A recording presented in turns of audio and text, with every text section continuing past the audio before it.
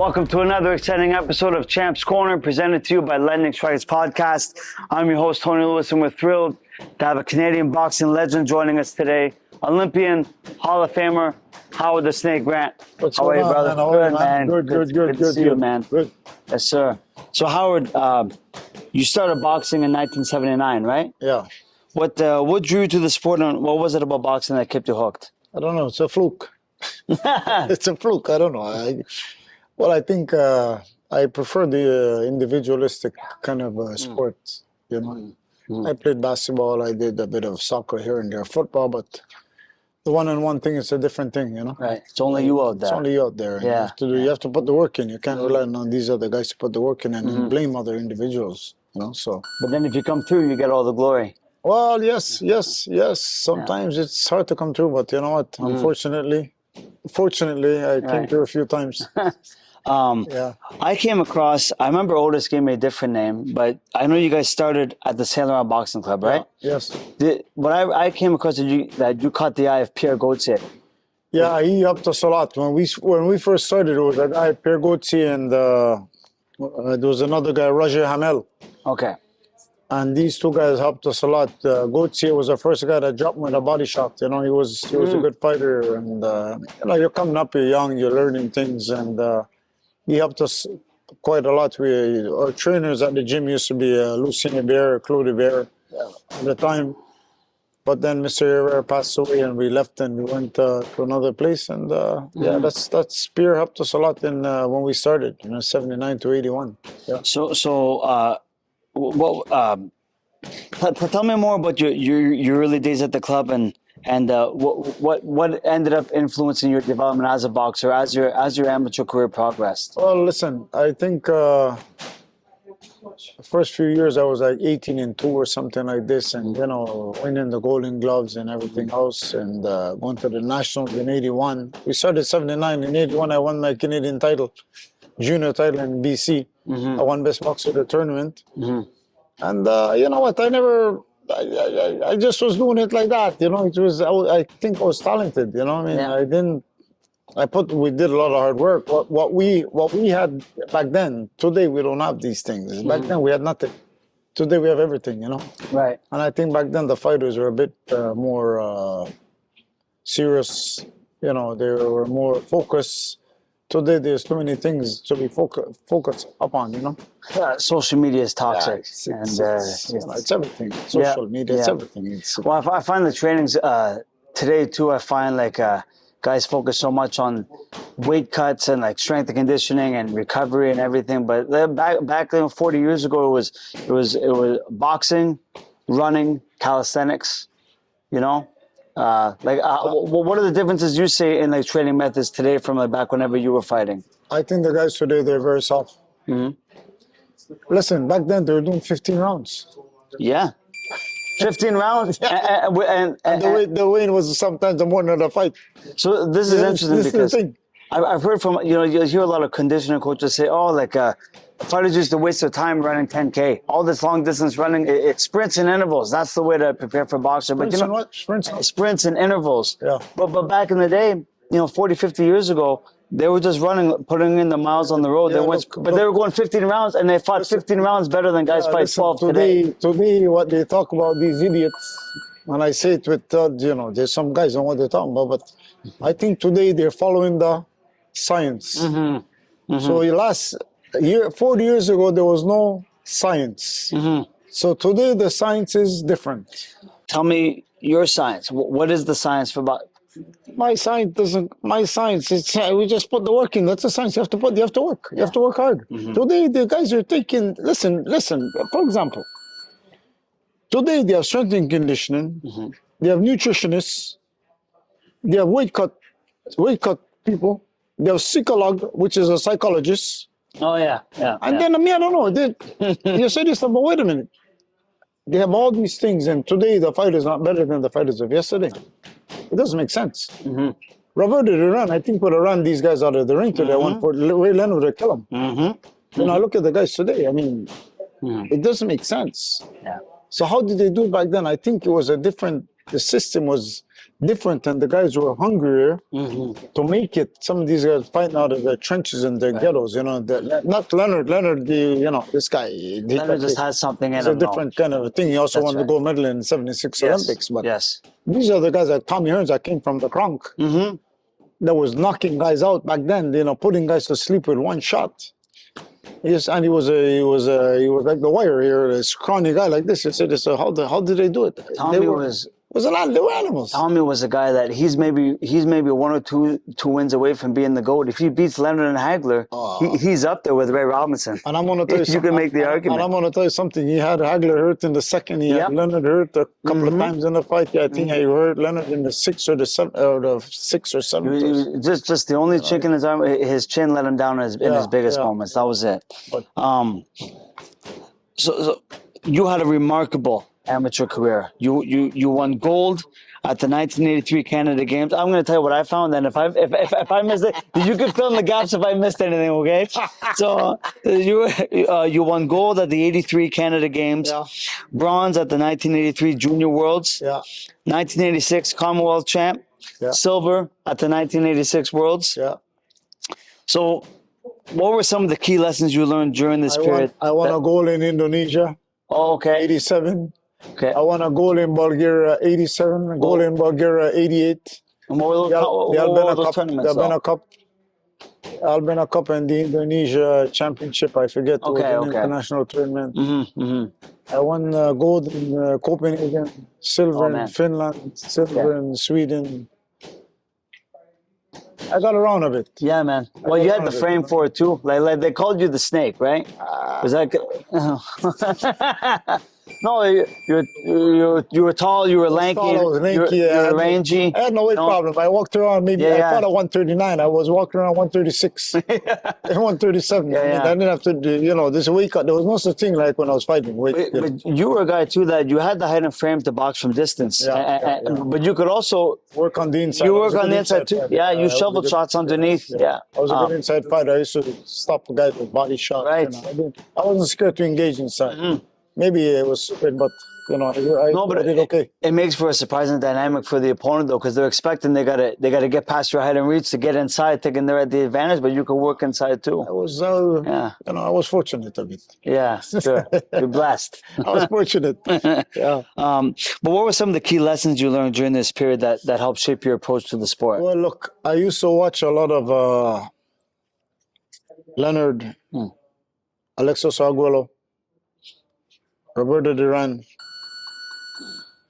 I looked at some of Ali's tapes, you know, Ali, Joe Fraser's tapes, and I dissected, and I made like they tell what they call like a sketch, like a soup with everything inside, and then you pick what you like, you know. But I think the guy that I was very, very impressed with in the '80s was Alexis Arguello. I was a huge fan of this guy, and he was also like 5'8", like tall like me. The shot to the body, you know what I mean. So I kind of tried to be like him a bit, except I was a little bit better with the movement with on my feet, you know. Yeah, he was slowing. He picked up his feet. Yeah, you know. But Alexis that's probably one of the most. One of the greatest punchers ever. Yeah, but he's also they don't talk about him the way they should. Like, they label him slow today, but that's the guy who he seems slow, but he picked up speed as he was letting the shot go. You know, it come out at one speed. By the time it reaches the target, that speed escalated. You know, so he was something else. And the only two fights that I saw, he got really outclassed. I was with not really outclassed, to say, with Aaron Pryor. Outgunned with Aaron Pryor. They went to war. I mean, these guys, they stood in the middle of the thing and nobody moved, and they bombarded each other. Yeah.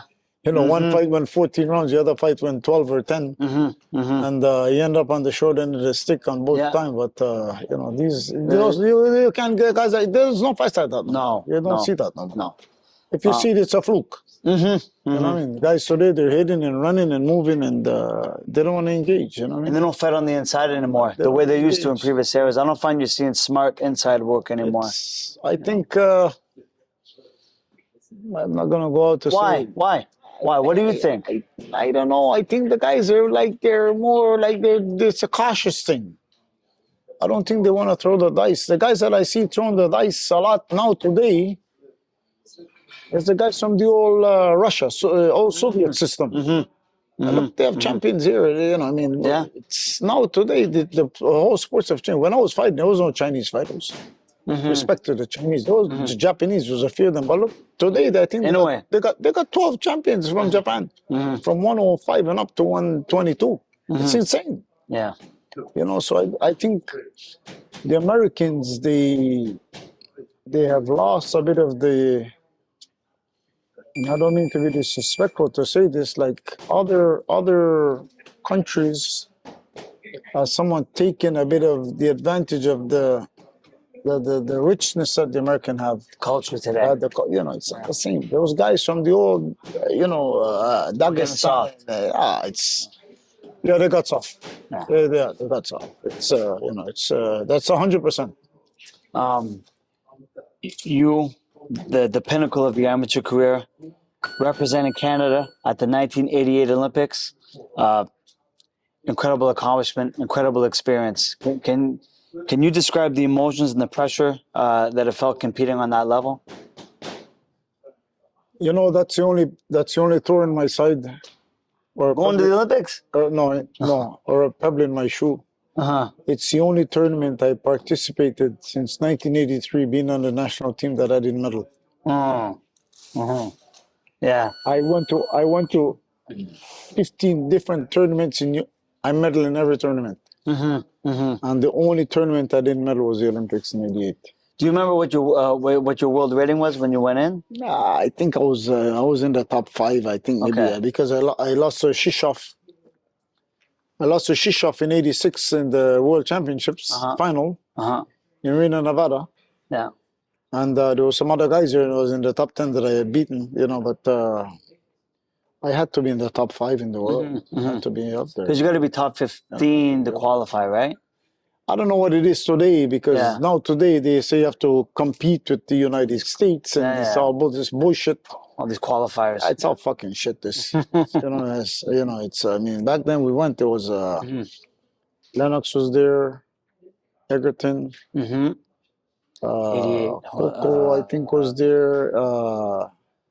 Who's the heavyweight? Oh my God, Tom Gillespie. Oh, okay. Myself. Okay. Yeah. Scotty Olsen. Oh yeah, the Bulldog. I think Billy Downey was there. I think I can't remember. Boxing. It was a good era. No, it's a good era, man. Listen, we were at one time. You'd be hard pressed to find a national team better. At one time, we were like in the top 8 in the world, Canada. You know, we had in '86 we had 6 gold medals in the Commonwealth Games. Or '84, we had DeWitt and O'Sullivan. Yeah, you know, all throughout the '80s. Two silver medals. Culminated in '84, but they were dominating that whole first half of the '80s. Yeah. You know, it's crazy. The sports has changed a lot. You know what I mean? Yeah. I think the system here with the amateur system is broken. Honestly, from what I hear with them, the fighters have to pay their own way to go on trips, and it's all bullshit. You win, you do what you have to do. That was happening still during my era. It's crazy. You know, it doesn't make sense. You know. No. And, no. Where's the funding? All these people are in handsomely paid positions. Where do they do the money? Where's it going? Doesn't make sense. Yeah. You know, no, I know. It doesn't make sense. At least when I was fighting, thank God. And who audits them? Whenever the guys who do the auditing are also. That's another conversation. It's crazy, man. But if I understand it, Howard, speaking your time at the Olympics, you lost your second fight. Correct? Yeah, I beat the first fight. I beat Andres Soto, who was number 8 in the world, from East Germany. Okay. East Germany. Back then, communism was still around. I think I don't know if the Russians were in the Olympics. Or, no, maybe they were there. The Cubans, maybe, but these Germans were there. And I lost to Lars Mengren from Sweden.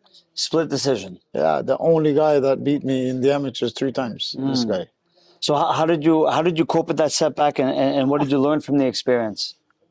It's a thorn in my side because I didn't get a medal in this thing. The only tournament, it still bothers me every day. If I think about it, I feel like it, like, fuck. I was one of the favorites going in this thing, and I didn't go in the medals. I lost in, second round, and like, Oh, you know what? These are things that happen. Draw. It was a tough draw. These are things that happen. The draws were, oh yeah, back then. He went on because he did go on to medal. He won a The bronze. Swedish won a He won a bronze. bronze, yeah. Correct. You know, so I mean, the boxing now today, I mean, it's not the same thing. I mean, back then when they had the USSR, crazy, you know how big this country was, USSR. Look how many it divided into 16 or 15 countries, 14 countries. For you to represent back then the Soviet, you had to be exceptionally good. Yeah. You know, there was East Germany, there's Soviet, there's Poland, there's Bulgaria, there's Yugoslavia, the Cubans, the Canadians, forget it. There was all kinds. Yeah. Well, by the time you're fighting these guys too, from this side of the world, at that elite level, these guys from Eastern Europe, they're pros in headgear. Yeah. Too. They say You know, that, I mean, I fought against the two best fighters I fought in my entire career that I could think about is Shishov. This guy, man, I'll never forget this guy, Vasily Shishov. And Angel Espinoza. Espinoza is a Cuban. He passed away. God bless his soul. I think it's a year and a half, 2 years ago. He passed away in Florida, and then they brought the body back home. But these guys were two. Shishov was such a beautiful technician. The way he would move and go around you. And Espinoza is a guy who cracks you. You're done. You know, and they're both two southpaws. Right.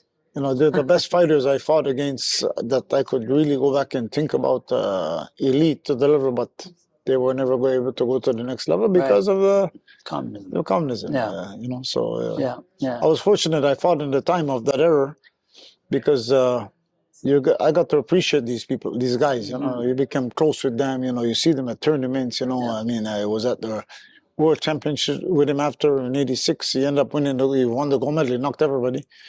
Espinoza? Yes, absolutely. And we fought in '83 at 135, 139.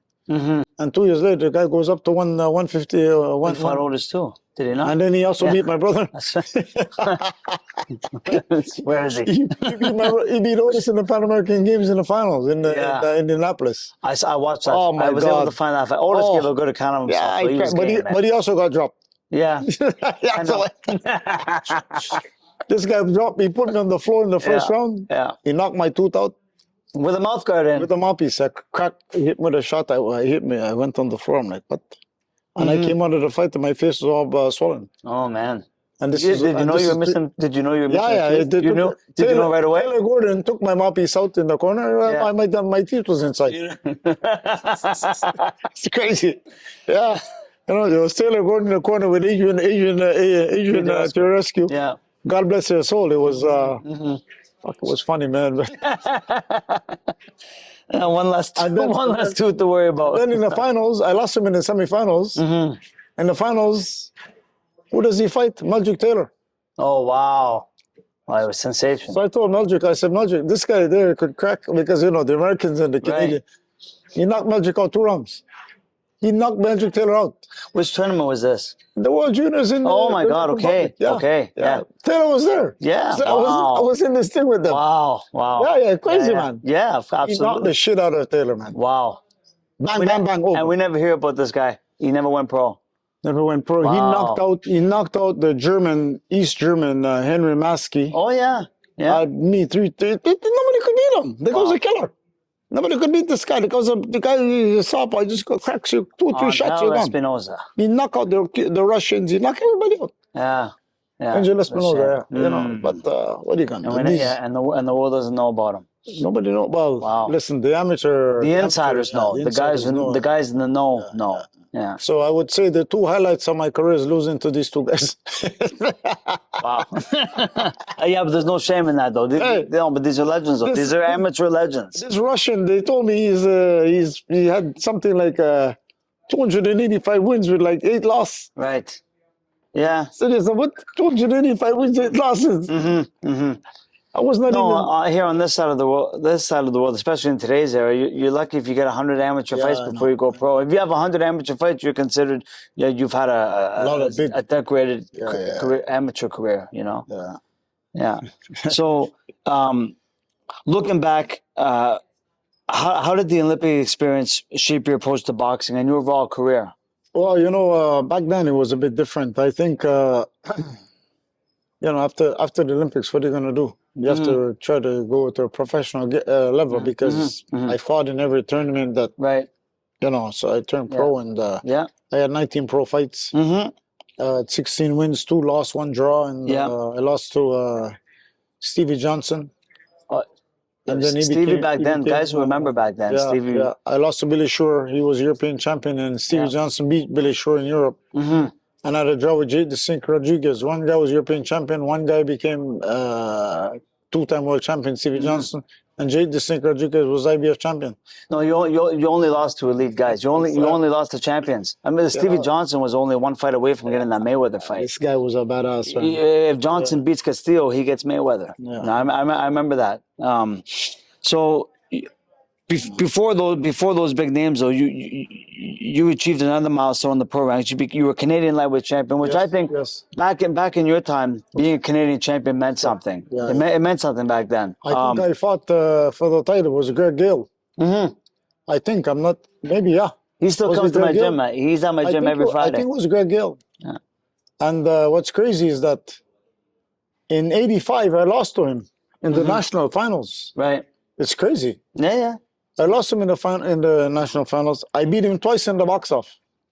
In the box Yeah. off, I beat him twice. Yeah. Then we went to I think it was in Denmark. Went to a tournament in Denmark, and we had two guys in the same weight class. Oh. I beat him again in Denmark, and then I beat him in the pros. I think that's how it is. I think it was him I beat for the Canadian title. I'm not, Yeah. I'm Yes. not, Yeah. I'm not. I fact checked. I fact checked it. It was Greg. Yeah. It was Greg. Yeah. Yeah, he's a great guy. We're still good. If I see, we haven't seen each other, but he's He comes to my gym every Friday. a great ambassador of the sport. He's Yes. a gentleman. He's a Absolutely. good guy. He's not a family guy. He's a good man. Mm-hmm. Yeah. Because you had such a decorated amateur career, what were were there any challenges transitioning from amateur to pro? Because it's a different fight. Yeah. It's a different, when you've mastered a 3-round fight at the elite level in Olympic boxing, they don't always turn into the best pros. So what was that transition for you, starting to eventually transition to going on to 8, 10, 12 rounders? I think one of the black ball situations that I had in my amateur, coming out of the amateurs into the pro, because I had a big amateur background. Mm-hmm. I went to fights in Connecticut, and guy wouldn't fight with me because they knew your background. because my background was so, Right. should I say, higher, qualifier, whatever it is. But you know what, man? You just got to chip away and do what you have to do. You know what I mean? Yeah, my brother was not as successful in the amateurs like I was, but he excelled in the professional. Yes. You know what I mean? Yeah. So it's like, hey, listen, man, you're on the right. I'm there with you, like, you know what I mean? So it's okay, man. You were undefeated in your first 17 fights, and like you already brought it up, there were some very notable names on your resume, champions: Stevie Johnson, Jake Rodriguez, Billy Shore, all champions at one time or another. Tell me a little more about your experiences fighting these guys. I want to speak on Stevie Johnson because that's the fight I was able to watch. Yeah, you saw that fight? I did. You know what? The first 6 rounds, you're neck and neck with him. Yeah. I got clipped. I got caught when was it 9th or 10th? In the 9th or 10th, I think I think you were trying to catch your second wind. That's what I saw. Caught me. And he caught you. Yeah. But Listen. I maybe I saw this fight for the first time, maybe a couple of months ago. For the first time. Yeah. Hey, you know what? It's hard to watch your fights. That was your last fight, right? Yeah. I still haven't watched my last fight. You see? How long are you talking? Well, it's only been 2.5 years. But, listen, it's hard. It's hard because you're there watching and you're getting hit and like it's yeah. You say, and then on top of it, you lost, so you're like, fuck, I don't want to see this. But I watched it and you know what? I was fucking there with this guy. Yeah, man. I was there with this guy, and like maybe I don't know who I was watching with this. Maybe you should have stayed on the outside. You know what I mean? Because I wasn't scared to engage. He's an inside fighter. This guy, little guy. The guy's only like my 5'4", 5'5", but he threw a lot. He was crafty and he was cagey. He was good. He was good. Crafty, and he beat Shambi Mitchell. It's insane. He beat Shambi Mitchell. Shambi was no joke. No. You know what I mean? Did he not also beat? He beat a lot of guys. Or did Juan Lascano catch him on the way down? And he caught him on the way down, maybe. I don't remember, but Well, he beat Castillo, and I think there was a draw in the rematch with Castillo. Yeah. But it was Prime Castillo. Yeah. It was a good fight. Maybe I fought the wrong fight, but I'm not gonna go back and cry over spilled milk. This is what it is. It is. You know what I mean? Yeah, yeah. I was trying to do the Alagolo, but You went for it. You went Yeah. for it, and What are you gonna do? you rode until the wheels fell off. Yeah, yeah. But with that being said, Stevie was your last fight. You retired at a relatively young I age. was young. Yeah, I was Like young. I got 28, out of the 29? game, and then I started. Well, first I want to ask so how. I think I was 28. Yeah. So, what factors contributed to you making that decision at that age, and how did you cope with that transition? What made I you want tell to you retire? honestly, there was a few fights that came up, and the money wasn't there. You know what I mean? And I'm like, what am I doing? I'm gonna go get my face banged around. I'm not an opponent for nobody. Mm-hmm. You know, Tony, I'm very thankful. I walked out of the sport with my faculties. You know what I mean? Yes. I had a lot of fights, amateur fights. I had maybe 186, 188 fights amateur. I lost 18. Mm-hmm. I had 19 It's pro incredible. fights. I had not only that, the sparring, going to with the guys in the States, guys from Ontario, local guys going around to gyms. Mm-hmm. And every day I'm thankful. Yeah, every day I say, you know what, man, I'm with my brother. We work together. Mm-hmm. We fought together. We traveled together. And we're still together. Mm-hmm. There's not too many guys could say these kind of things. You know, No, it's a happy ending. Yeah, there was a gentleman here last night saying to us, he says, you guys are, he said, how you guys do it together? And my friend is Ukrainian. It's tough working with family. He says, man, you guys have no problems. Well, you never have any issues. I said, issues about what? About money. What issues? We have no issues, bro. Mm-hmm.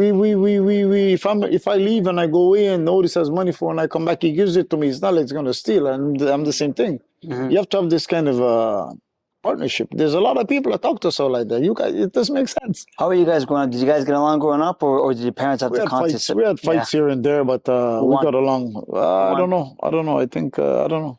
In the sparring session, though, in the boxing, yeah, I had the better, I think, because I would use my speed with him. Okay. You know? Time up, like, what are you doing, man? He was huffing and puffing. Can I ask him? I'll bring him in. He's right there. We'll ask him. Yeah, he's gonna tell you. He's gonna tell you what. Well, you had one trick, and here's how I learned about it. This is funny. I'm at a USA versus Canada meet. Yeah. And I was with Dave Lemieux, and we both beat the Connecticut State champs in our weight divisions. But Dave, at one point in his fight, he's up against the ropes, and they fall into a clinch. And Dave, at one point, takes his head. He slaps the guy. He's right back, but he didn't reach him. He punched himself in the butt. The moron. He tries to get the guy in a headlock, and he tries to punch himself, and he punches himself right in the butt. I'm like, what the heck did he just do? And he tells after that it's a move he got from you, but you actually used to land it. Like that, and hit the guy in the face. And like, it's a legal move, but there's a gray area, you know. Yeah, there's a gray area. That's on the opposite side of the ref. Absolutely. It's a gray area. You know? They say everything's legal in boxing if you get away with it. Yeah. I tried to do it one time too, and I didn't have the flexibility. I didn't have your reach. I tried to do it in the gym too, and it didn't work. It's crazy. Well, what made you? Did you pick that up from someone else, or did you just think of it one day? I used to look at. Listen, I was showing even the kid here yesterday about the head, you know, and they were looking at me like. Oh, I can teach you guys. This guy was an amateur. It's not legal that. I said, look at the fights with Bernard Hopkins. Yeah.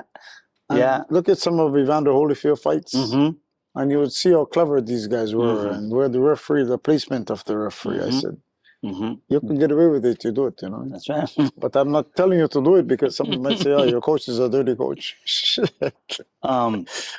You went on to become a renowned world-class trainer.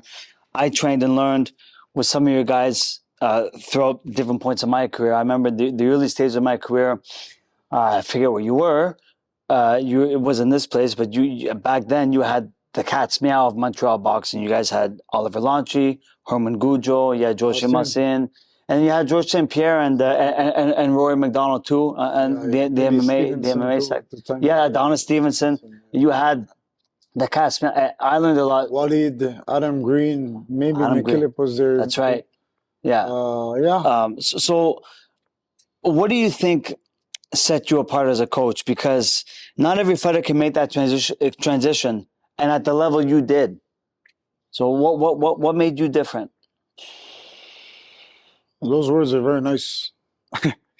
I think, listen, me, I don't bullshit the guys. I'm not there to sugarcoat and to give a violin. I'm gonna tell you straight how it is, and if you don't do it, you're gonna have the consequences. You know, Mm. then that's what it is. And I think, like for example, George, when George started to work out with us Mhm. years ago, we're talking now, Well, at least 15 years ago.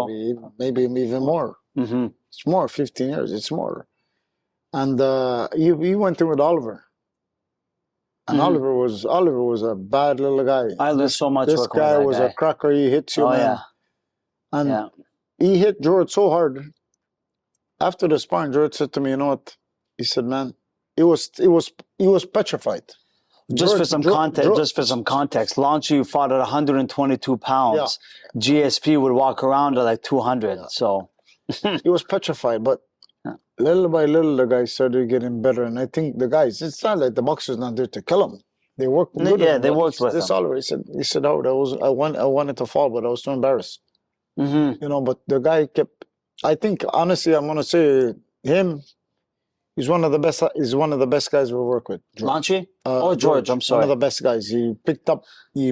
He's like picked up very fast. He was humble too. He is very. He was very grounded. I remember him. He still is Yeah, today. he's Still grounded. today, he's the same guy. Yeah. And Rory was very, very impressive too. You know what I mean? Mm-hmm. But I think it's how you talk with the guys and you know the experience that you have. I mean, today there's a lot of coaches out there that they never got punched in the nose. Right. Right. They're Instagram coaches. they're paper. They do the level 1, 2, 3, 4, 5 Mm-hmm. or whatever it is. Mm-hmm. Mm-hmm. So me, I'm the guy. I'm like I like to listen to these fighters and they come with these theories, and they say this and I'm like. Give me an Doesn't- example. Give me an example. What's one theory you hear that really that Well, really like gets under your this stupid thing I see with the noodles. The stupidity. What does this do? head movement? Because everybody is doing this thing. I'm like, Yeah, it's trendy. I will never do it. Mm-hmm. I never saw Emmanuel Stewart do this noodles. Speaking of Emmanuel Stewart, he's one of my favorite guys to watch do mitt work because his mitt work was realistic. It was real life application in the ring. Yes, this is the thing. So now they're trying to reinvent the wheel with stupidities. And somebody's making money with these noodles. Yeah. This noodle because they're not free. So things like that, and you know, I pick their brains. You know what I mean? And at the end of the day, I tell them, listen, you're not going to win. Mm-hmm. I'm very, very in this way. I'm very confrontational because you know what? I had a lot of fucking fights. Right. So you have 0 fucking fights, or you have 20 fights. You're gonna argue with me? Like, get the fuck out of here. Mm-hmm. You understand? Mm-hmm. That's what it is. In this way, you have to prove to me why your job works better than my job. Because I tell you what, my job worked for me when I was doing it. Yeah. This is things like that. No, you understand? Of course. This is what it is. But today, I mean, it's sometimes you got to explain, and sometimes my brother jumps in, and you know, but you know, that's what it is. It's they said, oh, you have to get with the times. This is what I hear from Right. you have to Yeah. get with the times. I'm like, what do you mean get with the times? Ah, Mhm. you're old school. I'm old school. What do you mean old school? What does that mean? Mm-hmm. Things are different today. Different today. The cars, yeah, they have electric cars, but the cars, they still use gas, no? It's like from 1900, early 1900, the cars, they're using gas. So today, what's different? Oh, the technology, yes, you're right, but it's still a car. It goes from here to there. Mm-hmm. Mm-hmm. So it's an uphill fight for the guys today and I think this is another reason why they've gotten soft because of what you said, social media and these changes and these things, and you need to talk to somebody you're going to be seen as a psycholog. This is what they use it. What is psychologist? Psychologist. The trainer used to assume all those roles before. He was a trainer, father figure, psychologist. Now there's a. How many people you're going to talk to? When you go in the ring, where are they? Mm-hmm. Mm-hmm. Mm-hmm. Who's in the corner with you? When you're going to go to war? Where are these people? What are they going to tell you? Oh, no, you know what? Take it easy. No, you're in war. There's no taking it easier. Right. You know, so these are the things I try to talk with these guys. Yeah, but where's this person? What? Mm-hmm. What's he gonna tell you? Oh no! Listen, Tony. Today you have to eat peas. Tomorrow rice. Make sure you weigh the thing 8 grams. Where you going with this thing? No, you understand? Yeah. Oh, yeah. Like Yeah. I personally, me myself, Mm-hmm. I don't believe in this shit. Mm-hmm. But they tell me, yeah, it works, it works. I said, listen, it works for you, but for me, this I'll never lose. Mm-hmm. You know, it's if the wheel is not broken, why am I gonna fix it, man? Right. Right. You know what I mean? I'm not Yeah. gonna, leave it. Your amateur career, again, getting back, was truly impressive, legendary. And it wasn't until recently that they gave you your flowers and inducted you into Canada's Boxing Hall of Fame. This was long overdue, in my opinion. But congratulations, what an honor! And can you share your thoughts? It was very tough. This was one of the, I'm gonna tell you, when I got married, I cried a bit because I said I put my neck in the noose and I was finished. Yeah, and I was crying at my wedding. And this deal over there in Ontario, Yeah. I was with Egerton Marcus, Dominic Folane, Jamie Pagandam, Raymond Downey. Oh man, these are all myself. Who else was there? Well, I know maybe not your era, but I saw Troy Ross there too. Troy Ross, yes. I'm sorry, Troy Ross. There was 8 of us. There was 8 of us that they put in, but that's a who's who of Canadian boxing. I mean, you know, when I saw this thing, and when they brought us to the place, and my turn, and they started to mention my accomplishments. And I saw the other guys, they go up and they talk and this and that, and we're all standing clapping. But when they started with me, I started to cry. I was like, I'm standing like, what's going on here? Like, you know what I mean? Because nobody's ever said this to me, like nobody's ever said these things like in a public kind of domain, like things like that. And when the guy was finished speaking, the gentleman, everybody stood up, and I was walking up to speak, and I couldn't talk. And I'm very like outspoken. I'm like, I felt the tears coming down. Yeah. You know what I mean? I'm like, what the And I said, I couldn't speak. I just said, thank you. And my voice was cracking a bit. It was something. It was very, very moving. It was a very, very, very moving experience of, it's the first I've had this in a long, long time. It was well deserved. You know what I mean? And, well deserved and well I appreciate it. You know, you said it was long overdue, but like they said to me, yeah, Howard, you know, it's late. I'm going to say it. You guys, if you guys are watching on that Hall of Fame committee, you took too long. Better late than never, but you took too long. But, you know, I'm thankful, and I was happy to be there with some of my old teammates. I mean, you know, Raymond Downey is a teammate. Egerton was, we're hugging. We haven't seen each other. It was nice. And I mean, we sat after the ceremony.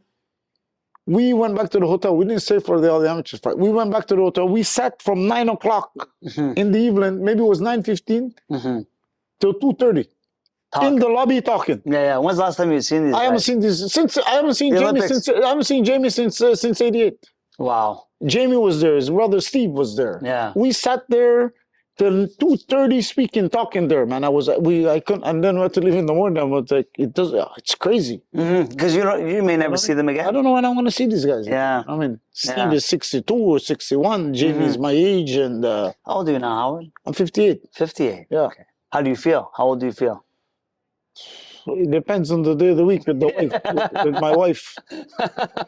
She's Italian and very stubborn. Oh. It's okay. The Italian people are good people. Oh, it's okay. Mine's Irish, so I get it. It's okay. No. I feel okay. You know what? Look, I'm going to tell you. I feel very good. Good. I'm still the same weight that I was 40 years ago. Yeah. This is good metabolism. I eat very clean. I eat very clean. I eat very well. I drink well too. Well, because we were talking about that, because you're making jokes about how we portion rice, but how did you eat in camp? What was your go-to meals, and what was the best fuel for you getting ready? I honestly don't remember these things. This is a long time ago, but I don't eat this fast food, this kind of stuff. Yeah. You know, processed. I don't eat. I don't go to McDonald's. The only place I used to go, there's a place over here called Dicker Hot Dogs. It's a landmark in Quebec and Montreal, at least. Dicker Hot Dogs, owned by the Greeks, and it's on Dicker and Côte Vertu, close to there, over there, close to the subway. I used to go there a lot in the past to eat. The French fries were, forget it. And then they started the stupid poutine and all this stupid thing.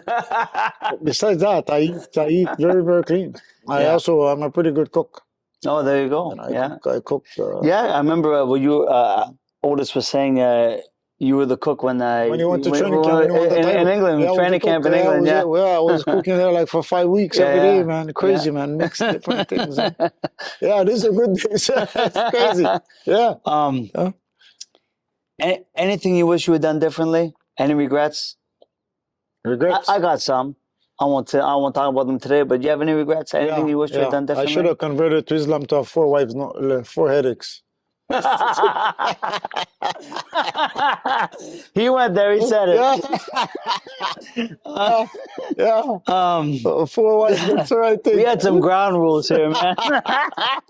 Not to get that one in. No. Listen, honestly, no. I think we've had a good life. And I say we, my brother, myself. I think we as two brothers that came from a village in Jamaica in the mountains, in the village up there where there's maybe 100 people, 50, 60, 70 people. Today, maybe it's 40 people. I think we've made our parents proud of the accomplishment that we've obtained over the years. And Are both your parents still alive? yes. Oh, God Yes, bless. yeah. Amazing. How old are they now? My mother is 82. My father, the same age. My mother is very sharp, very, very sharp. My mother, I talk to her every day. Oh, you got some good genes, man. Oh yeah, my grandparents passed away. My mother's side, my grandmother was 101. My grandfather was 97. So, Wow. but they also lived in the village in the mountains. It's a different thing over clean there. food, Clean right. food, clean. Yeah. No cars passing. You know what I mean? But regret, no. I have no regrets at all. Nothing. I've done it all.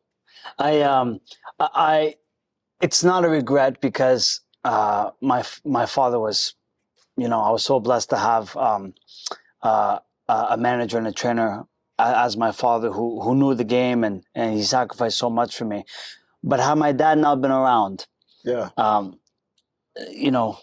I've never shared this publicly before, but a few years ago, just before COVID came, I came to you. Me and the old man were on the outs for a little bit. There was a fight coming up, negotiating, and I wanted someone to train me, and you were the guy that I called and spoke with, and we did like a trial session together. You gave me 8 rounds that night on the mitts, and I remember do you remember this, Howard? Don't tell me you forgot. No, I didn't forget. Not that old yet. Come on. No, Okay. don't forget. Okay, and it's funny because it really was my honor. It was an honor sharing the ring with you that in that capacity. It really was. I one of the most funnest, engaging mid sessions I ever had. But I remember because it was a southpaw that I was potentially getting ready for, and you had the same kind of height and frame as him too, so you could emulate. But I felt like when I was doing mitts with you, I saw where there was still the fighter in you. Like the coach cap was on, but you were still the fighter. When you were engaging and you were squaring off with me, you were squaring off like a fighter, not a coach. And that whole rhythm, and I felt that energy in there, and I couldn't help it. The competitiveness in me was imagining too. Because we were the same size. I'm like, how would we have paired up? I'm not thinking the whole time we're squaring off, and I'm going, and I'm sizing you up, and we're reading each other's feints, and I'm waiting for you to call out the shots. I'm like, how would it have went? But it really was a blessing. Crazy, It's one of the most revered memories I have. Thinking about that day. Yeah. Well, I know, but I don't know what was going through your mind. But that's what was. I never, when I do it, even when I work with the guys, I never. You don't think like that. I don't think like that. No, okay. So you just coach. Yeah. I don't think like that. Yeah, okay. Sometimes I pop the guys, and sometimes and they're like, you hit me. I'm like, yeah. I still have a bit of reflex, you know what I mean? But, yeah. I never think like to say, would have not. What if? No. I wouldn't. No. Yeah. No. You're too nice too. You're nice. You're nice. You were very polished and very nice in the combinations and they treat the elbow. Oh, I can get dirty. That's okay. It's coming back. I won't next year, but it's coming back. Looking back, final question, Howard. Looking back, what do you hope your legacy will be in the world of boxing? Listen, me, I really don't think about these things. I'm thankful every day. I wake up, I go home, I go to bed, I wake up, I say, thank God my kids are good. What I really appreciate is coming to work and I'm not working. Mm-hmm. You know what I mean? I'm here, I'm with these people, I have fun with them, they make me laugh. If it's French, if it's English, if it's Lebanese, it's Chinese, if it's black, if it's white. I'm just very thankful that I'm able to be with my brother every day, and Yeah. you know, it's a legacy. We're together every day. Still today, we're not fighting no more, but we're still together working and trying to build the next guys to see what's gonna happen. You know, that's Uh, on your brother, actually, before I go, I gotta ask you this, because you played such an integral role, and you know, we talked about this last time, Otis and I, a near-death car accident. He was very yeah, lucky to be alive, very lucky he was even walking, and then a few years later, he goes on to make a comeback. miraculous comeback where he was told, 4 or 5 years earlier, No, you'll never box again. Have some fun, recreation, but your competing days are over. What a powerful responsibility and honor it was for you to bring him back. What was that like for you? What was going through your mind whenever he was having thoughts of coming back? Were you worried for him coming back? What were your thoughts about it? Well, because it's you a know big what? You know what? responsibility to take on. You're responsible for Yeah. his health out there, right? You know, it's crazy because we had Jurashin. Jurashin was fighting a left-hander. I think it was a Yeah. kid from out west, Brooks, Brook something. I forget his name. Mm-hmm. I couldn't find no southpaws. Mm-hmm. So now my brother was already started to work out, but not to the fact to start boxing again. Yeah. So I was working out just to stay in shape. So I said, Yeah. listen, Otis, we have a fight like in 8 weeks. I need somebody to spar with Joshin. You think you could maybe? He said, yeah. So Mhm. then he really started to get in shape. Mm-hmm. Then he started to train. And one day, Yvon Michel came to the gym we're a champion boxing club at that time. Mm-hmm.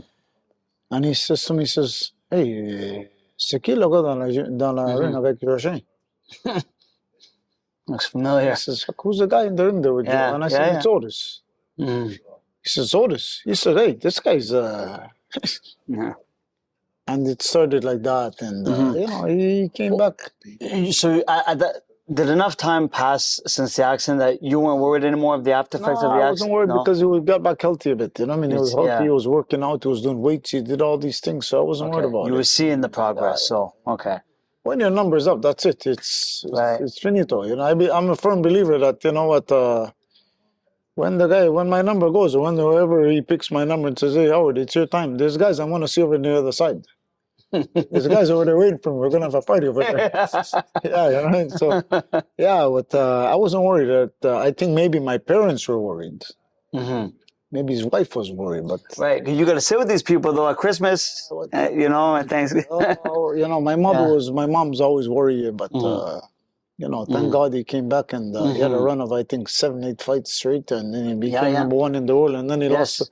Then he lost to Librado. That was but No? he was already 39 years old, and Yeah, Andrade was 38, in his yeah, prime. He was a Librado young. an I remember animal. him back then, young bull. You know, so Yeah. it's crazy, man. The world is crazy because then I trained in Librado.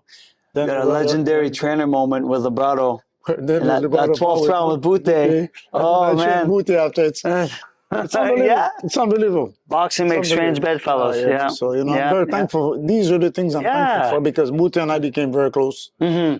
Librado and I became very close. My brother is still my brother. Yeah. And Saint Pierre, we're very close. Even I don't talk to George for 1 year. I talked to him tomorrow. It's like we spoke yesterday. Yeah. These are one of the four anchors, best anchors that I've been involved with in my life. Mm-hmm. So I'm thankful. These are things I'm very thankful for. And thank God I'm getting older, but hope it goes on.